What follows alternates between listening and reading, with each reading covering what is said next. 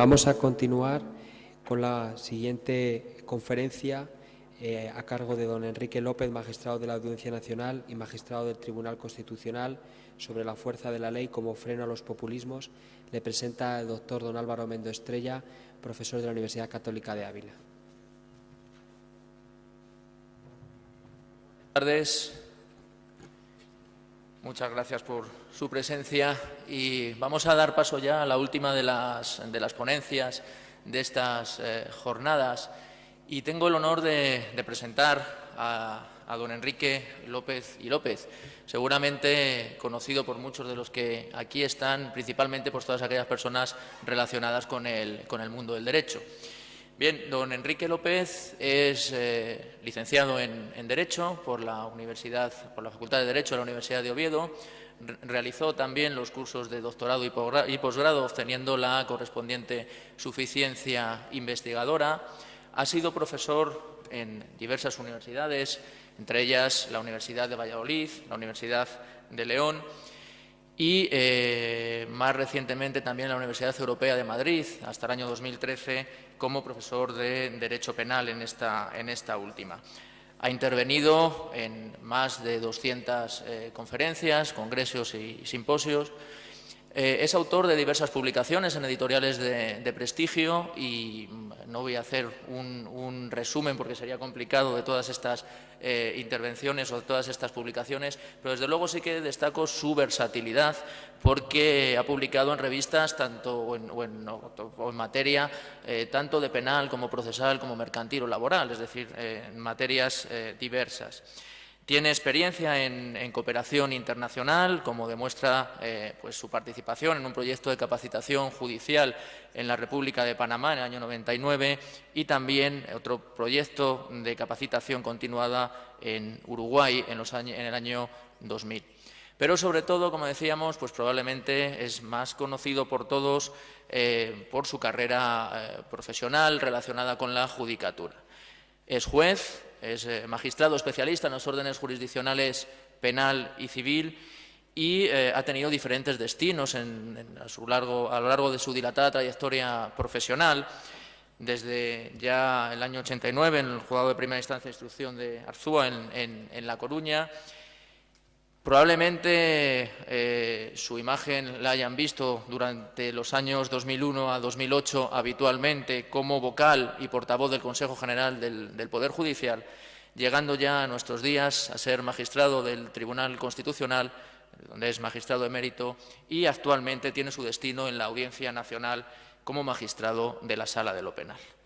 Enrique, muchas gracias por estar aquí de nuevo con nosotros. Yo creo que ya es la tercera vez, recordábamos hace 3 años, e incluso remontándonos un poquito más allá, también en el año 2003, recordábamos que estuvo por aquí. Y vamos a ver si la fuerza de la ley es freno o no es freno a los populismos. Cedo la palabra. Muchas gracias. Muchas gracias, Álvaro, por la presentación que me has dedicado y muchas gracias a la Universidad Católica de Ávila por invitarme de nuevo a participar en esta escuela de verano, en esta actividad tan excelente como la que aquí se organiza y darme la oportunidad, por supuesto, de estar en esta bella ciudad. Por eso mi agradecimiento de poder estar aquí. El hecho de hablar el último después de 2 jornadas pues es un beneficio y un perjuicio, ¿no? Es un beneficio en tanto en cuanto el auditorio se encuentra relativamente cansado, exhausto y agradece la brevedad y también tiene el problema de que muchas de las cosas que yo puedo decir ya se han dicho. Espero en ese sentido ser breve, pero exponer una serie de ideas que como mínimo contribuyan a dinamizar este relato y este discurso que se está montando en estos momentos como consecuencia de eso que se viene a llamar el populismo o los populismos, que no es nuevo, pero que sí que ha impactado de forma muy súbita en el mundo político español, en la politología y también en otros países. Yo dejo constancia que voy a hablar con carácter general, no me voy a referir obviamente a ninguna fuerza política, sino que voy a describir unos conceptos y una serie de realidades y voy a proponer lo que, a mi modesto modo de ver, es o debe ser precisamente la vacuna frente a los aspectos negativos de esta realidad, que podemos denominar como la exacerbación de la democracia radical en contraposición a la democracia tradicional representativa, que no hay que olvidar que es la democracia que surge con el Estado liberal y que ha supuesto en el mundo desarrollado la época histórica de mayor desarrollo político, social y económico del mundo hasta donde llega nuestro conocimiento. El populismo como concepto político, del cual ya me imagino que les habrán hablado en los últimos días bastante, y concretamente Francisco Maruenda en su primera intervención me imagino que les ha hablado un poco de la historia del concepto. Yo voy a hacer una breve referencia solo para poder encuadrar mi intervención. Cuando hablamos de populismo no hablamos de un concepto político, de un sistema político conceptualizado, estudiado, con un cuerpo, unos principios, etcétera. Hablamos de una descripción de realidades que se han dado a lo largo, en los últimos años, en el mundo. Y que lo que hacemos es definir el concepto no sobre la base de crear una carga semántica del mismo, sino sobre la base de hacer descripciones, insisto, de realidades que se han dado en diferentes países. Pero lo que es cierto es que todo lo que entendemos como populismo se caracteriza por un fuerte liderazgo de un sujeto carismático a través de propuestas de una igualdad o un igualitarismo y una movilización popular. Y fundamentalmente lo que busca es la preeminencia de los argumentos emocionales sobre los racionales. Trata de exaltar precisamente en eso que ellos denominan el pueblo, que es algo muy diferente a lo que es el pueblo como sujeto político soberano, el que define nuestra Constitución, cuando habla del pueblo español como el titular de la soberanía popular, sino que en este tipo de realidades el pueblo suele ser aquello que la clase política dominante identifica como pueblo, que por lo general suele ser una parte del pueblo que enfrenta a otra parte del pueblo que precisamente la polariza como el enemigo dentro del propio sistema a batir. Pero esto no es nuevo. Esto no es nuevo. Si releemos y estudiamos a Aristóteles, ya definió con bastante precisión los modelos políticos que en ese momento él ya acertaba a describir. Y hablaba del modelo político de la monarquía, de la aristocracia y de la república democrática. La democracia, la politeia, que es lo que decía él. Él decía que esos tres modelos en su estado ideal eran muy buenos. La monarquía, que es el poder de uno, si uno es el mejor, entendía que era un modelo político muy adecuado. La aristocracia, como el poder de los mejores, de los más preparados, también, si quien gobierna es la oligarquía más preparada, entendía que era bueno. Y el último de los modelos, que al final fue el que afortunadamente ha triunfado a raíz de la Revolución Francesa, que es la república o la democracia, o lo que él denominaba la politeia, el régimen del gobierno de la mayoría sin perjudicar a la minoría, el régimen en el que el poder reside en los ciudadanos en general, o al menos en la mayoría de ellos, que son quienes eligen a los gobernantes e influyen en las decisiones que toman. Esto ya lo escribía Aristóteles hace bastantes años antes de que nacieran muchos de los prohombres que en estos momentos están definiendo o redefiniendo la democracia radical como la panacea frente a la democracia tradicional, esto es, la democracia representativa. Pero es curioso porque el propio Aristóteles ya definía tres formas de degradación de estos regímenes políticos y así entendía que la monarquía podía degradarse en tiranía. La aristocracia se degradaba en despotismo, la famosa sentencia de todo por el pueblo, pero sin el pueblo, y también en las dictaduras, la aristocracia también en las oligarquías, que podían acabar con la plutocracia, que es el poder en manos de los dueños de actualmente lo que denominamos medios de producción y riqueza, el Estado totalitario o la teocracia en los regímenes de corte religioso. Por supuesto, hay otras degradaciones, como es la cleptocracia, que es aquellos países que caen en manos de mafias, y no los tenemos muy lejos de la Unión Europea. El Estado policial, pero finalmente también entendía, y esto lo decía con mucho acierto Aristóteles, que la democracia, la república, se degradaban en lo que él denominó la oclocracia, de lo cual imagino que también les habrán hablado, que es sencillamente el poder de lo que él denominaba muchedumbre, como una masa informe, desprovista de organización y de criterios, hábilmente utilizada por los demagogos, que también le dedica un capítulo al demagogo. Vean que son conceptos que suenan mucho a la actualidad, y precisamente en contraposición del sujeto jurídico público, que es el pueblo, auténtico que, insisto, él contraponía pueblo como sujeto jurídico político, como ciudadanos con derechos, en este caso a elegir a sus representantes o a ser precisamente un representante, frente a la muchedumbre, a esa radicalización de esa parte del pueblo que propicia el advenimiento de un líder demagogo a el poder. Insisto que todo esto lo estoy definiendo con un carácter absolutamente neutral y meramente descriptivo de lo que es la obra de Aristóteles, que luego cada uno obviamente puede aplicarlo a la realidad que estime oportuno. Es cierto que regímenes como el de Venezuela en estos momentos nos recuerdan mucho a la oclocracia que ya definía Aristóteles. Es curioso cómo, si leemos a Simón Bolívar, uno de los autores políticos más destacados de Venezuela y más epigrafiados por los políticos actuales, ya decía Simón Bolívar, al igual que Aristóteles, al igual que Montesquieu, porque se fueron repitiendo las frases, que un Estado no puede basarse en la voluntad carismática de un solo hombre.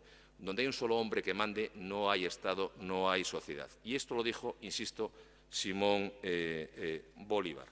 Por eso, la república moderna, la democracia moderna, tal cual la concebimos hasta ahora, aquella que se definió en la Ilustración, precisamente con Rousseau y con Montesquieu, tiene unas características que en politología se definen en las 9 condiciones establecidas para que exista una verdadera democracia moderna. Y veremos cuán separados están estas condiciones de lo que algunos pretenden hoy sobre el pretexto de que la democracia radical, la democracia no representativa, sino la directa, es la democracia ideal.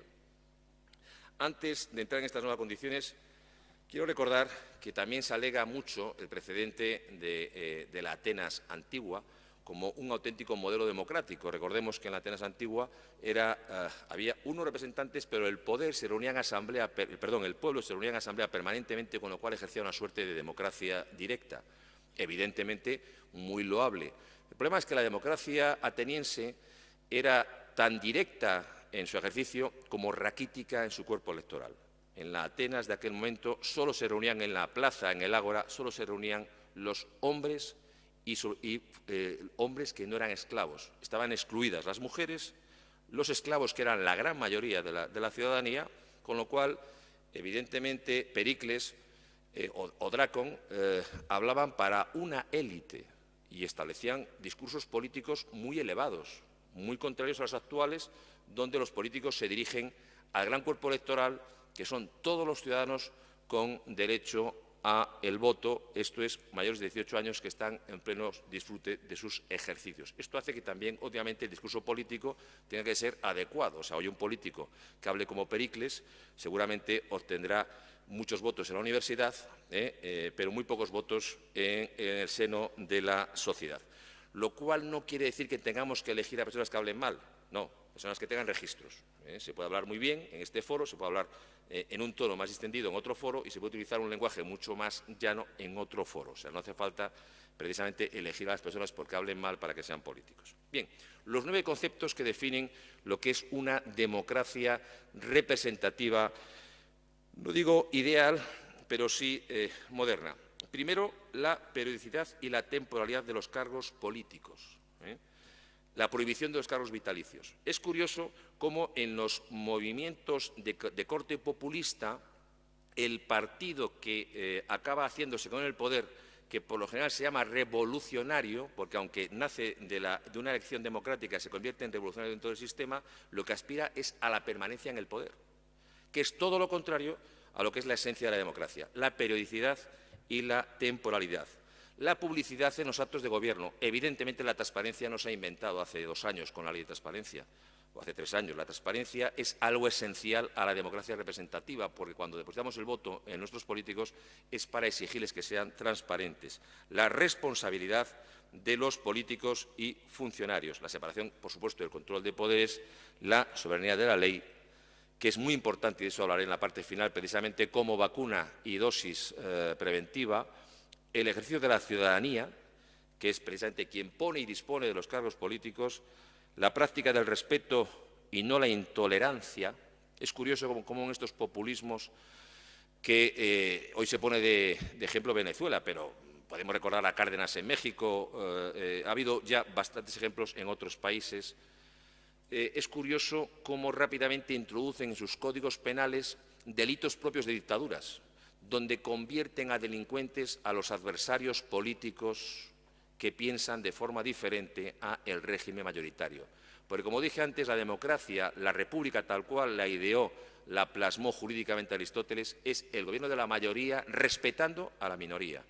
Un gobierno de la mayoría que no respeta a la minoría no es democrático, aunque esté basado en el voto de la mayoría, porque precisamente nuestra Constitución establece como valores la justicia, la libertad, la igualdad y el pluralismo político. Y aquí entra de lleno el respeto a las minorías, de la clase que sean. Y minoría también puede ser un adversario político. No tiene por qué ser una minoría basada en el sexo, en la etnia, sino también es minoría el adversario político. Y la igualdad ante la ley, obviamente, y la idoneidad como condición para el acceso a los cargos políticos. Idoneidad y no apellido y no familiaridad, como ocurre precisamente en estos regímenes, donde un mérito de acceso al cargo público precisamente es la proximidad por amistad, por familiaridad, por ideología del cargo político que está en el poder. Como decía, insisto, Montesquieu, no existe peor tiranía que la ejercida a la sombra de las leyes y con apariencia de justicia, que es lo que hacen estos modelos, porque la paradoja es que estos modelos nacen de la democracia, nacen con el refrendo democrático, ganan elecciones, no son modelos que nacen del aplastamiento de la voluntad popular a través de un golpe de Estado, en absoluto, son modelos que nacen de la democracia. Veremos ahora por qué nacen de la democracia, por qué precisamente la crisis de las fuerzas políticas tradicionales, que de vez en cuando se producen esas crisis, que dejan de estar atentos al fortalecimiento de las instituciones, a el convencimiento de que en el cumplimiento de la ley precisamente se encuentra la solución a la evitación de estas injusticias. Cuando las fuerzas políticas tradicionales dejan de creer en eso, es cuando el populismo engorda, porque precisamente se basa en las injusticias que se producen como consecuencia de no estar atentos a la fuerza de la ley, a la igualdad y a la transparencia, para generar lo que se llama el odio a las élites, crean enemigos. Esas élites las convierten en sus enemigos, los convierten en responsables de todos los males de la sociedad, definen que la ley es precisamente no es el fruto de la democracia, sino el fruto de la imposición de los que mandan, de tal manera que está plenamente justificada el no cumplimiento de la ley en momentos en los que se cree que la ley lesiona los derechos de los más pobres. Y de ahí vienen todos los actos ocupacionales de inmuebles, todo ese tipo de vías de hecho, que es lo más contrario que hay precisamente a el derecho. No se combate la injusticia social, no se combate la pobreza sobre la base de la vía de hecho, se combate sobre la base de gestionar mejor los recursos económicos, de hacer pagar más impuestos al que más puede, recaudarlos y gastarlos de forma eficiente. Bien, pero es cierto que el populismo, como imagino que les diría el doctor Maruenda el primer día, es un concepto que nace en el siglo XX, siglo XIX, mejor dicho, para definir ciertas realidades. Es curioso porque donde nace el concepto populismo es una traducción precisamente de un término ruso, que nace en el socialismo ruso previo a la Revolución Rusa. Pero es que casualmente en Estados Unidos, precisamente a finales del siglo XIX, aparece lo que se llamó el Partido del Pueblo. Precisamente se llamó así. Un partido que nace precisamente apoyado por lo que eran en ese momento los granjeros pobres, de ideas progresistas y antielitistas, porque esta es precisamente una de las grandes líneas rectoras de este tipo de populismos, que son, por supuesto, de cualquier marco ideológico, no está en absoluto anclado en ninguno de los extremos del arco ideológico de una sociedad. Pero luego hemos visto cómo ese populismo adoptó diferentes rostros, el peronismo en Argentina, el varguismo en Brasil o el cardenismo de Cárdenas en México. Y en todos ellos el rasgo distintivo, insisto, es el liderazgo. La persona antes que la institución, la emoción antes que la razón y lo unánime antes que lo plural. Precisamente es lo opuesto a los que nos consideramos demócratas, seamos liberales, socialistas, conservadores, progresistas, etcétera. Pero a lo que todo nos une a los demócratas que creemos en la democracia representativa es precisamente el respeto a la pluralidad política. No creemos en la unidad ideológica. Y estos regímenes, por lo general, siempre tienden a la unidad ideológica. Por otra vía, llegan de una manera más lenta al mismo fin que llegan las dictaduras a través de golpes de Estado, a través de una manera mucho más rápida. Por eso es curioso cuando hablan del pueblo, se produce una ruptura con la legalidad. El pueblo es una apelación discursiva que convoca al imaginario público a entender como pueblo a aquellos que son como nosotros y precisamente a excluir a aquellos que no son como nosotros. Es otra de las notas características de este modelo. Este no me gusta porque es de esta manera, este no me gusta porque es de la élite, este no me gusta porque genera riqueza y explota a los pobres, este no me gusta porque ejecuta una ley que considero injusta. Estamos siempre diseccionando, separando, generando conflicto, enfrentando a la sociedad, que es precisamente todo lo contrario a lo que persigue una democracia representativa. Por eso se produce lo que se llama la radicalización de la democracia y se acaba convirtiendo en una propia amenaza para la democracia, porque se pierde el concepto de la periodicidad en el ejercicio del poder. Son políticos que llegan al poder y lo asumen en régimen de propiedad, cuando un político tiene que asumir el poder en régimen de arrendamiento. El pueblo le arrienda el poder, le concede un contrato de agencia para que gestione sus intereses durante un tiempo determinado. Y esta periodicidad no se puede perder porque es la esencia de la democracia. Cuidado, no confundamos turnismo, que fue lo que se produjo en la España de finales del siglo XIX, una especie de pacto entre los partidos mayoritarios para ejercer el poder de forma alternativa y estar todos en el poder de vez en cuando, no, en absoluto, con lo que es el ansia de ganar. Un partido político tiene que tener ansias de ganar, evidentemente, y tiene que salir a ganar, como sale un equipo de fútbol a ganar todos los años la Champions. No la gana el mismo todos los años, cada año la gana uno diferente. Porque si uno ganara siempre la Champions sería muy aburrida.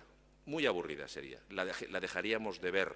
Pues en política ocurre lo mismo. Cuando alguien aspira a ejercer el poder precisamente en propiedad durante muchos años, pues evidentemente lo que está es pervirtiendo las normas de la democracia.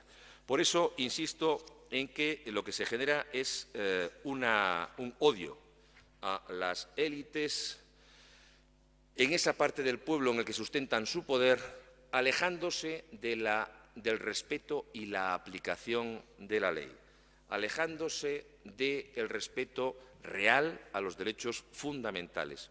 Cuando se dice que en estos momentos no existe, unos discuten si existe o no un derecho natural, un derecho subyacente al derecho positivo, obviamente para Santo Tomás ese derecho natural era la ley divina, para otros es la ley humana, pero lo que estamos todos de acuerdo es que hoy por hoy lo podemos considerar, como decía Gustav Radrut, un jurista alemán que fue ministro en la época de Weimar, o sea, hace muchos años, decía que puede haber leyes injustas, precisamente leyes injustas que vayan en contra del orden preestablecido por los valores que una sociedad asume como valores superiores de su propio, no solo ordenamiento jurídico que dice la Constitución, sino de su propia organización. Y es evidente que ese derecho natural, entre comillas, subyacente al derecho positivo, lo hemos prácticamente positivizado a través de todas las declaraciones de derechos universales que se han producido en el siglo XIX y en el siglo XX. Ahí están los principios, ahí están los valores que hemos constitucionalizado, que hemos legalizado, y ahí está, como dice nuestra Constitución, la justicia, la igualdad. Ahí está el pluralismo político. Y para esto, como dije antes, la medicina es el imperio de la ley, el ajuste del orden legal, porque precisamente el imperio de la ley lleva a la certidumbre de la acción estatal, condición esencial para la protección de las libertades personales, individuales, pero también las libertades económicas, la libertad de la empresa frente al Estado. Por eso, precisamente, un Estado democrático es aquel que genera condiciones que estimulan no solo al respeto a los derechos fundamentales, que también, pero que estimulan la inversión privada, que estimulan el ahorro, que estimulan la innovación. Se provee de un marco jurídico que garantiza el desarrollo precisamente de los beneficios obtenidos a través de estas actividades legales económicas, pero también genera un sistema de solidaridad a través de la extracción de impuestos, a través de lo que es precisamente la redistribución de la riqueza. Pero precisamente para que se distribuya la riqueza de una manera justa tiene que crearse riqueza. Es un ciclo sobre el cual no podemos romperlo, porque en el momento que se deja de generar riqueza no se distribuye riqueza, se distribuye pobreza. Y eso es lo que hay que generar, solidaridad, que también lo determina nuestro Estado de Derecho, porque también lo establece así nuestra Constitución. Por eso el Estado de Derecho va de la mano con la democracia. La ley es la máxima expresión de la democracia. Y por eso la ley en sí misma es el instrumento no de adoración, pero sí de obligado cumplimiento, porque genera unas normas de conducta, establece un orden social, garantiza el cumplimiento de la propia norma y nos da seguridad, nos permite desarrollarnos como personas en cuanto a nuestros derechos, con sus límites y también con sus limitaciones, evidentemente, pero no cabe duda que la ley es esencial para el respeto de los derechos fundamentales. Los derechos fundamentales, aunque fueron compilados con la Revolución Francesa a través de la Declaración de los Derechos del Hombre en ese momento, se denominaban así, esos derechos estaban formalizados en un texto, en un papel, eran formales, era el Estado liberal que permitía esos derechos, que los declaraba, pero faltaba una segunda parte, faltaba el desarrollo del Estado social, que es que además de legalizarlos, además de determinarlos, hay que fortalecerlos mediante políticas activas que tiendan a remover las condiciones de desigualdad, como establece nuestra Constitución, cuando precisamente le impone al Estado esta obligación.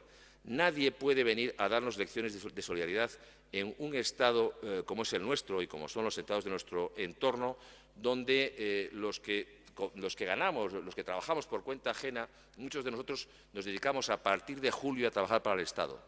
Y yo estoy orgulloso de ello. Parece que joroba un poco, ¿no? Que dices, a partir de julio y agosto ya todo lo que gano es para Hacienda, ¿no? Eso como que molesta un poco, ¿no? No es para Hacienda, es para contribuir al desarrollo de un país, es para contribuir a la riqueza de un país, para contribuir a remover las injusticias, y esto lo determina la ley. Sin certidumbre no podemos desarrollar un país ni económicamente, ni socialmente, ni jurídicamente. Y esto precisamente es lo que hace que los que somos demócratas de convicción, que somos la inmensa mayoría, nos sintamos orgullosos del modelo democrático representativo con sus controles. Evidentemente, también hay que hacer un análisis de cuáles han sido los errores del propio modelo democrático, tanto en España como en otros países, para que proliferen este tipo de ideologías populistas. Es cierto que ha habido, creo que puede haber habido, una cierta desconexión, un alejamiento entre los representantes y los representados. Un alejamiento que hay que corregirlo, por ejemplo, en España con una reforma del reglamento del Congreso y del Senado, que los conviertan en auténticas cámaras de representación, donde nos sintamos representados a nivel de ciudadano, de provincia, de comunidad autónoma, de todo, y que no nos sintamos solo viendo una Cámara en la que debaten los 4 o 5 representantes de las principales fuerzas políticas y donde todos los demás da la sensación de que no hacen nada, cuando sé que hacen muchas cosas, evidentemente, pero vivimos en un mundo en el que lo importante no es lo que es, sino lo que parece. Y de nada vale que sea, si luego no lo parece, porque la sociedad percibe que esos órganos, concretamente un órgano tan sagrado en una democracia como son las cámaras de representación, en nuestro caso las Cortes Generales, es un órgano básico en esa democracia. Es el órgano en el que representa el poder absoluto de una democracia, que es el poder soberano, cuyo titular es el pueblo español. Todo el pueblo español, todo, no una parte del pueblo español. No hay que excluir a las élites, no hay que excluir a los que nos cae mal o nos cae bien, no hay que excluir a los que son más o menos afectos a un determinado régimen. Todos formamos parte de ese pueblo español, insisto, como sujeto político, que es el que ostenta la titularidad de la soberanía popular. Bien, pues los representantes, insisto, creo que es algo que es urgente en España, la reforma de los reglamentos del Congreso y del Senado, que cambien las formas de trabajar del Congreso y del Senado para que la sociedad perciba que realmente quienes están allí están realmente representando los intereses del pueblo español. No quiere decir que esto ahora no se haga, lo que quiere decir es que puede haber parecido que no se ha hecho. Y eso es lo que precisamente genera un caldo de cultivo para que aquellos que creen en la democracia radical, para que creen en la muchedumbre de Aristóteles, en la oclocracia de Aristóteles, se hagan fuertes en esa radicalización, en ese arrumbamiento de las instituciones. Por eso, frente a populismo, más ley, frente a populismo, más Estado de Derecho, más institución, más sociedad civil. Sociedad civil no es la muchedumbre a la que se refería Aristóteles. Sociedad civil son los ciudadanos que se organizan en torno a determinados intereses para precisamente hacerse oír de una manera racional dentro del procedimiento en el mundo político. Porque en una democracia, además de la voluntad popular, que es esencial el procedimiento. Sin procedimiento, sin respeto al proceso, no hay democracia. Si todos los días permanentemente cuestionamos el proceso, si todos los días cuestionamos los procedimientos, si estamos permanentemente poniendo en cuestión todo aquello que se hace y cómo se hace, pues la democracia languidece, porque dejamos de creer en las instituciones, dejamos de respetarlas y surgen precisamente estos movimientos antiinstitucionales, antilegales, porque consideran, como dije antes, que la ley no es un fruto de la expresión de la soberanía popular, sino de la imposición de las élites dominantes.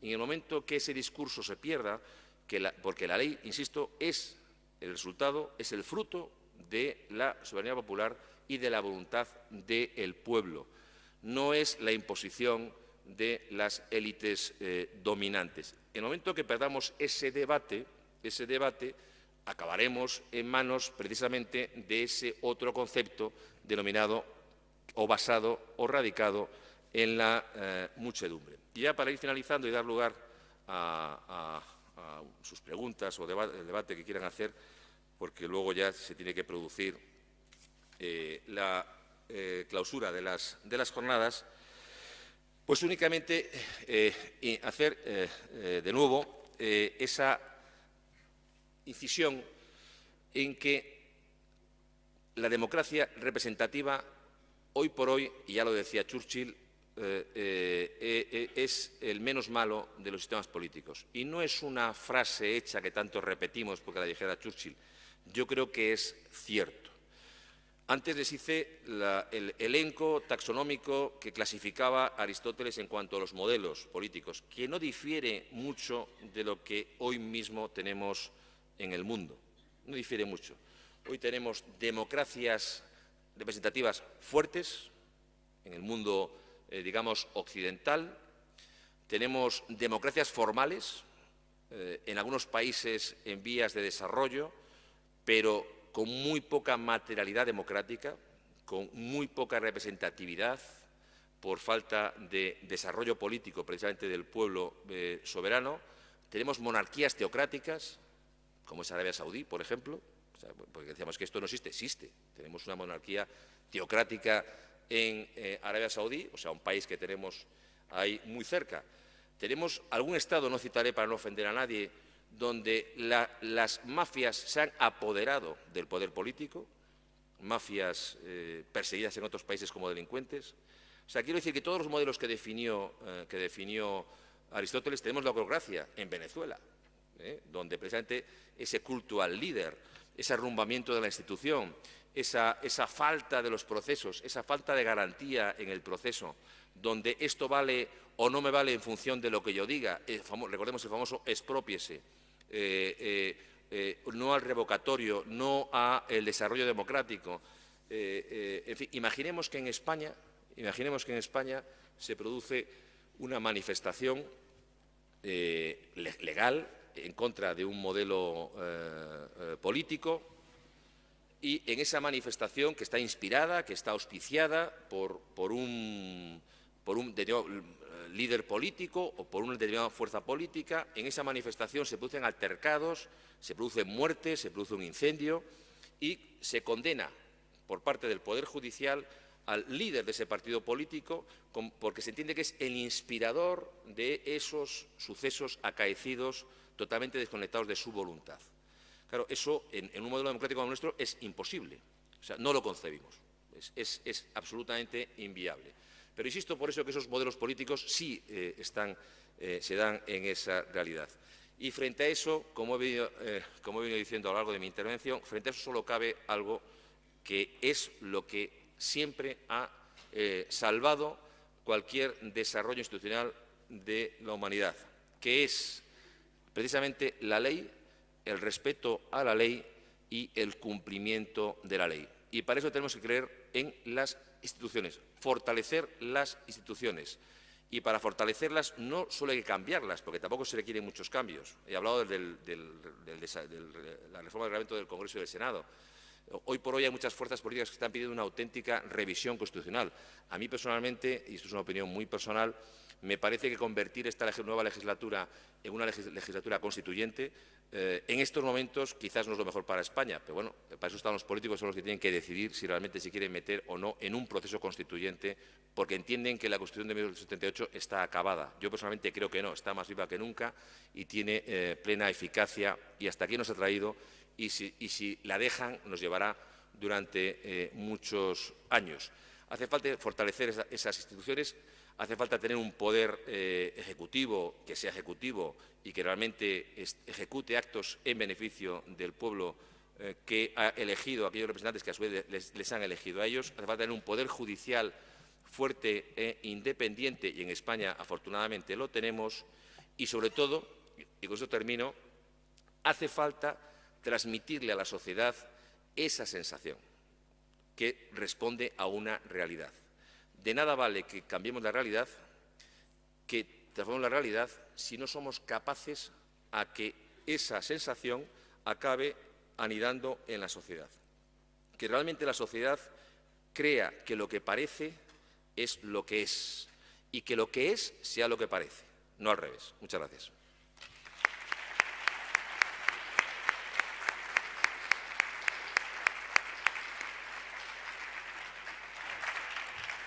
Muchas gracias, Enrique, por tu intervención y por ajustarte al tiempo que habíamos comentado. No sé si habrá alguna pregunta entre los asistentes que quieran formular. ¿Alguna cuestión?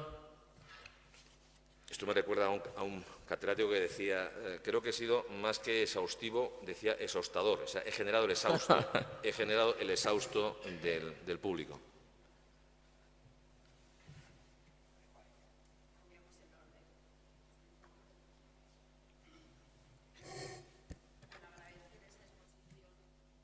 En la que ha explicado con meridiana claridad cómo nacen los populismos, cómo crecen y también casi cómo gobiernan. Y a mí me da la impresión de que este momento en España sí que ha nacido uno, que está creciendo y que tiene visos de querer gobernar o que puede llegar a gobernar. También ha explicado después cómo se vencen. y ha dicho que con el imperio de la ley. Sí, también ha dicho que ellos van a la emoción en lugar de a la razón, y sin la razón en este terreno se va poco lejos. Se vencen con el imperio de la ley, pero cuando ya están gobernando, supongo que ya no, porque es un régimen del que todos sabemos. Digo yo que si para vencerles de verdad la única solución será después un enfrentamiento bélico o algo parecido, que no sé cómo se sale de una situación en la que gobierne un populismo de los que entendemos que han gobernado en otros países. Tampoco quiero hablar del nuestro. Hombre, yo creo que, afortunadamente, no creo que en España estemos en condiciones de llegar a eso, ni mucho menos. Precisamente por lo que yo he definido. Tenemos una Constitución que no va a poder ser reformada salvo que haya consenso político muy amplio.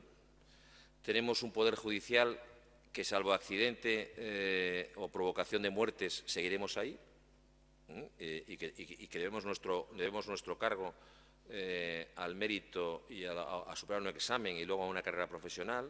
Tenemos un Tribunal Constitucional que, insisto, salvo que a través de una comida pues se produzca una grave, no sé, una enfermedad y vayan muriendo poco a poco, todos gozan de muy buena salud y son los que van a declarar la inconstitucionalidad de normas que se adopten con ese corte que sean absolutamente inconstitucional. Con esto lo que quiero decir es que, a diferencia de otros países, como fue el caso de Venezuela, donde llega un poder democrático, sin lugar a dudas, pero que tienen un sistema que permite el cambio radical del Poder Judicial en medio año, que automáticamente se colocó unos jueces amigos, como fue el caso de Hugo Chávez, pues evidentemente esa institución cede al populismo. En España, afortunadamente, contamos con unas instituciones muy fuertes, contamos con una Constitución que, a pesar de todo lo que se diga, goza de muy buena salud, y para llegar a una situación como esa hacen falta muchos sucesos que yo hoy por hoy no preveo. Bueno, yo quiero comentarle, don Enrique, que está la ley de financiación a los partidos políticos. Estamos viendo en los medios de comunicación que si Irán daba dinero a la tuerca, que si Venezuela da dinero a Monedero, X y X y X. Y yo me pregunto, ¿es que no hay nadie de ese imperio de la ley que investiguen a estos señores? Porque el señor este dice, no, es que €1 que nos pagan los militantes. Vamos, ¿nos toma por tontos o qué? Bueno, yo creo que ese tema, no voy a pronunciarme sobre ello, entre otras razones porque puede acabar siendo un tema subyúdice. Creo que tenemos una ley de partidos políticos adecuada. También es el momento de plantearse reformas a ese respecto, ¿no? Porque dentro de un sistema democrático caben muchas alternativas. Cabe la alternativa de la financiación pública de los partidos políticos, como la que tenemos en España. Cabe la alternativa de la financiación privada, como existe en Estados Unidos. Lo que ocurre es que, si avanzamos a un modelo de financiación privada, también hay que avanzar a un modelo diferente de elección de cargos representantes. Y eso, de alguna manera, requiere un amplio consenso. En lo que a usted se refiere, pues ahí están esos hechos y, como tales, están siendo investigados. Pero siempre de acuerdo con la ley, siempre conforme a la ley, que en el momento en el que se produjeron esos determinados actos, estaba presente en este país, regía en este país, que no es la actual, depende también de los años, y por eso a lo mejor no produce consecuencias deseadas por parte de algunos, porque el marco legislativo en ese momento no las preveía. En cualquier caso, no olvidemos de que vivimos, afortunadamente, una democracia, que el Parlamento que surja de estas elecciones, como ha ocurrido desde el año 78, va a ser fiel reflejo de la voluntad del pueblo español, y eso es lo más grande, eso es lo más grande, con un sistema del cual nadie duda en cuanto al sistema electoral.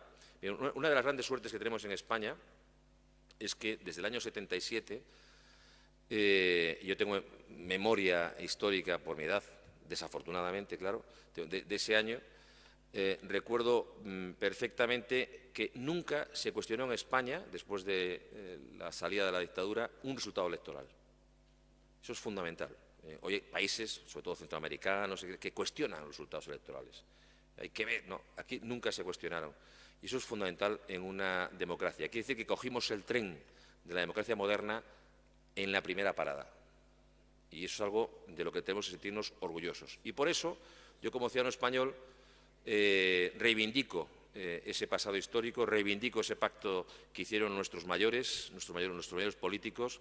Quizás pocas épocas recientes ha habido de tanto talento colectivo como el que concitó la transición española, y por eso no creo en adanes que vengan ahora a inventarnos una democracia por la cual llevamos trabajando más años de los que duró la dictadura.